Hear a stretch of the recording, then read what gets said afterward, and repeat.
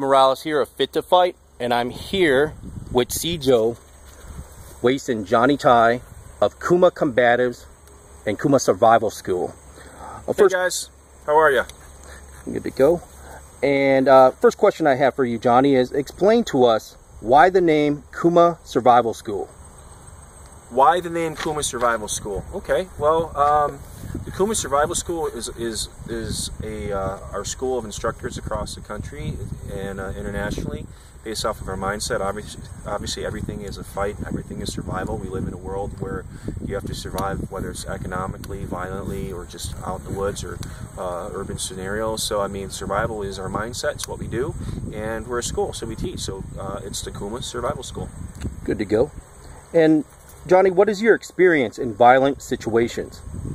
Well, I mean, I have about over 22 years in private security, different levels of security, from bodyguard work. You know, started out as obviously bouncing in clubs, but I've worked with law enforcement and private security and done bodyguard work, and there's been a lot of violent situations on the job, mainly simply because you know, the job requires me to work in bad neighborhoods or in violent areas or during violent situations. So most of it's through work. Growing up in bad neighborhoods, there were some violence in the streets, things like that. But I mean, throughout my adult life, mainly through work, through doing different levels of security, private security, contract security, things like that. Good to go. Thank you. And next question is, tell us why martial arts doesn't work or might even get you killed. Well, that really just depends on what you mean by martial arts. I mean, if you mean storefront, McDojo martial arts, where they sell you black belts and little kids running around in black belts and breaking water-soaked boards and things like that that you can buy from Essential Martial Arts, yeah, that stuff can get you killed. But I mean, martial arts is a broad spectrum of things. So I mean, there's the Army martial arts, you know, Combatives program, or the Marine martial arts program. I mean, there are a lot of martial arts programs out there that can save your life. So it really just depends on the program that you take. I mean, if you're talking about storefront, McDojo, these martial arts programs can get you killed. If you're talking about military programs or Combatives programs, those martial arts programs can save your lives. So, I mean, it really just depends on what you're training martial arts for. If you're training for karate tournaments, you don't really need the skill sets that can save your life. If you're training because your job requires you to be out there on the street, or you're a first responder, a lot of that stuff taught for tournaments will get you killed because they're sports. So if you train for sports, that's not the real life element. So it just really depends what you're training for. Thank you. And can you share any stories of your students who have successfully used your training? Well, I mean, I train police officers, military guys, I mean, door guys, security guys. I mean, I have stories of all the time where, you know, officers that I've trained told me that, you know, they've used pen tactics or PPCT or different, you know, techniques that Controlled Force has to offer, or Kuma Combatives has to offer, where they didn't have to beat people up. They were able to get people in their own position, make that arrest without anyone getting hurt, or they had guys go for their guns and they were able to successfully defend, guys going for their duty weapon and be able to protect themselves and get home safely to their family. So there's a lot of stories, you know. I mean, guys usually come in after class and they're like, hey, I think you saved my life today, or some of the training might have saved my life today, and that's just a good feeling. I mean, nothing in specific that I'd want to go on camera and talk about anyone in specifically, but there are guys definitely that come back and tell me that the training that we do has definitely helped them on their job, and that's a great feeling. Thank you. What are some of the bad habits you see commonly out there in violent situations?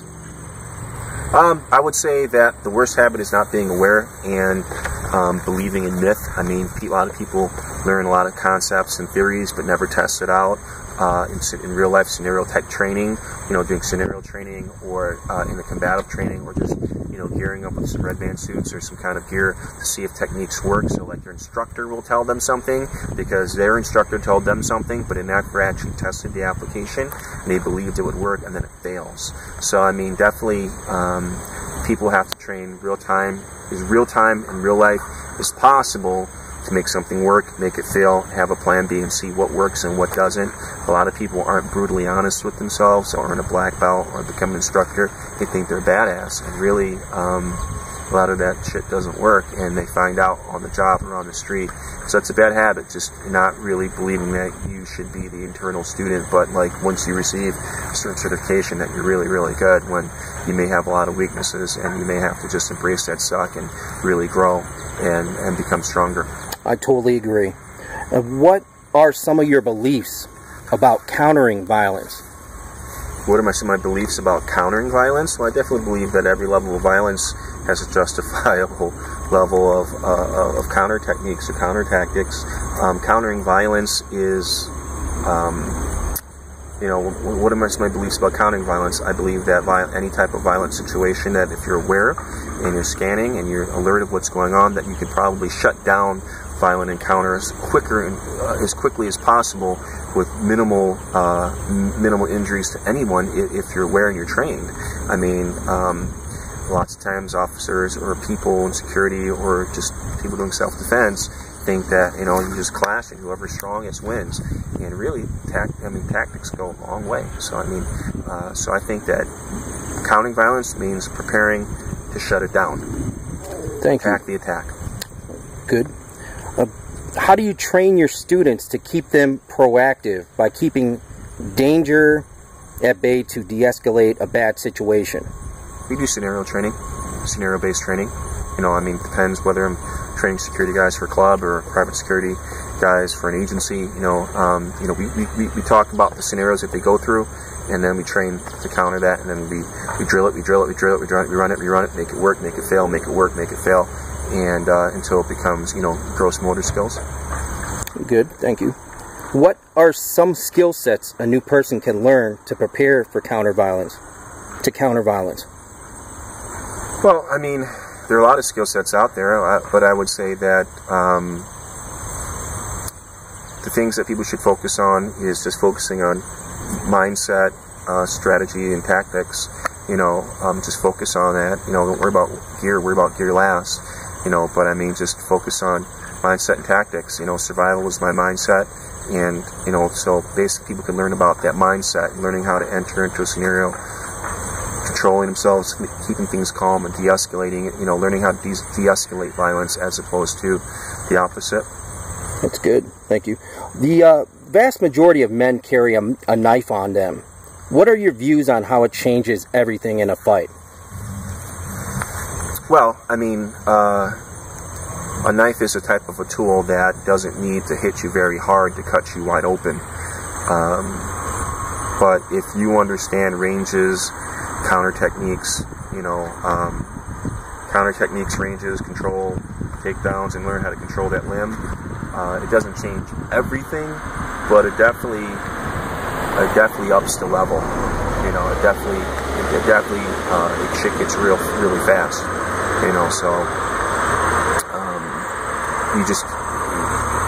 People carry knives. You just gotta know how to shut it down. You can shut down someone's arm and before things get really bad, or shut down their limbs. You can shut down a knife fight. You can shut down any fight, to be honest. I agree. And how do you train your students to avoid being shot by firearms? Well, avoidance is avoidance. How do you avoid being shot by a firearm? Stay away from places where there's a lot of shooting going on. You're just asking me how to avoid a gunfight. Basically, if that's not your job to carry a firearm, obviously people say CW. I can still carry myself, but avoid being shot by avoiding areas where people shoot people for no reason. I agree. And how do you help your students to get to the point psychologically to train for violence? Drills. We do pretty stressful drills in class. We try to break you down, get you down to exhaustion, and we make you work. So, the only way to prepare is by training. You have to be, if you're not training, you're not going to be prepared, period. I agree. Which aspect of fitness do you think is the most important factor in a life or death situation? Fitness has to be functional. You have to train, like an officer is training going up and down, squatting a lot, up and down squats, burpees, thrusts, things like that.